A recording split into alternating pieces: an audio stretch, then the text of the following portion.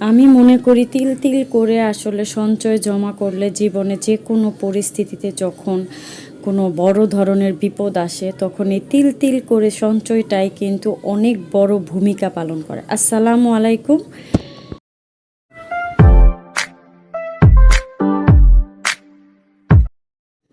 আমি উর্মি রহমান ঢাকা থেকে বলছি। তো যে যেখান থেকে আমার ভিডিওটি দেখছেন আশা করি সবাই ভালো আছেন। আজকের এই ছোট্ট ব্লগ দিয়ে মানুষের জীবন কিন্তু আসলে পরিবর্তন করা যায়। অনেক কিছু শিক্ষার আছে এখানে, শিক্ষামূলক একটি ব্লগ আপনাদের সামনে আজকে শেয়ার করছি। আসলে এই ব্যাংকটা আমার মা যখন আমার হুজরাত হয়েছিল তখন আমার মা আমাকে দিয়েছিল যে হুজরাতের জন্য তুমি এটার মধ্যে যে কয় টাকাই পারো এটার মধ্যে আসলে গুছানোর চেষ্টা করো, যেটা প্রতিটা সংসারেই কিন্তু হয়ে থাকে। এমন কোনো সংসার পাওয়া যাবে না যে একটা ব্যাংক নেই, মাটির হোক প্লাস্টিক তো এখন বের হয়েছে।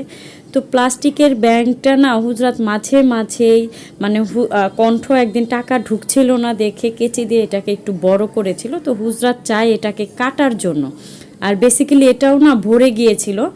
তো ভাবলাম আরেকটা ব্যাংকে শিফট করি। তো এই মাটির ব্যাংক এখন দেখি এটাও আসলে ছোট হয়ে গেছে। তো আমাদের জীবনে যখন আসলে আমরা বিপদের সম্মুখীন হই, লাইফটা এমন একটা জিনিস যে কোনো মুহূর্তে কিন্তু আমাদের বিপদ চলে আসে। যেমন এই রকম বিপদের সম্মুখীন আমার লাইফে আমি হাজারো বার হয়েছি, যেখানে আমার এই ছোট ছোট সঞ্চয়গুলো অনেক বড় ভূমিকা পালন করেছে। ইনস্ট্যান্ট যে বিপদগুলো আমার আসছে আসলে আমি অনেক কিছু এখান থেকে সেভ করতে পেরেছি বিপদের হাত থেকে। তো এখানে হচ্ছে ওই ব্যাংকের মধ্যে অনেক টাকাই মাশাল্লাহ জমা হয়েছিল আলহামদুলিল্লাহ। তো এগুলো হচ্ছে সব অন্য ব্যাংকে শিফট করছে। আমি জানি এটাও মনে হয় 4 ভাগের 3 ভাগ ভরে যাবে। তো তাই যতটুকু আসলে বাকি আছে ভরার পর ওই যে ওর বাবা বলতেছে যে একটু বড় ব্যাংক নিয়ে আসতা, এটা তো মানে ওইটার মতোই সিমিলারই হয়ে গেছে একদম।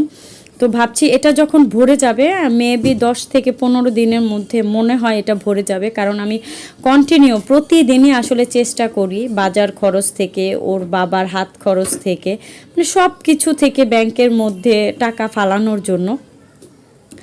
তো এটা হচ্ছে মনে হয় আর 10-15 দিন পরে চেঞ্জ করতে হবে, তখন বড় ব্যাংক নিয়ে আসবো, সেটাও আপনাদের সাথে শেয়ার করব। তো আমি চাই প্রতিটা পরিবারে যারা মা আছেন, গৃহিণী আছেন, যাদের আসলে কোনো ইনকাম নেই, তারা চাইলে এরকম সঞ্চয় করতে পারেন। অল্প সঞ্চয় অনেক বড় ভূমিকা লাইফে কিন্তু পালন করে। তো এখন থেকে কিন্তু আসলে সচেতন না হলে অনেক লাইফে পস্তাতে হবে। তো আজকের ব্লগটা আমার এই পর্যন্তই। যদি আমার এই ছোট্ট ব্লগের মাধ্যমে কারো উপকার হয়, সাজেশন আসলে আমি সঠিকভাবে দিতে পারি, অবশ্যই তারা কমেন্ট করবেন এবং আমার জন্য দোয়া করবেন। আজকের মতো এখানেই বিদায় নিচ্ছি। ভালো থাকবেন, সুস্থ থাকবেন। আল্লাহ হাফেজ।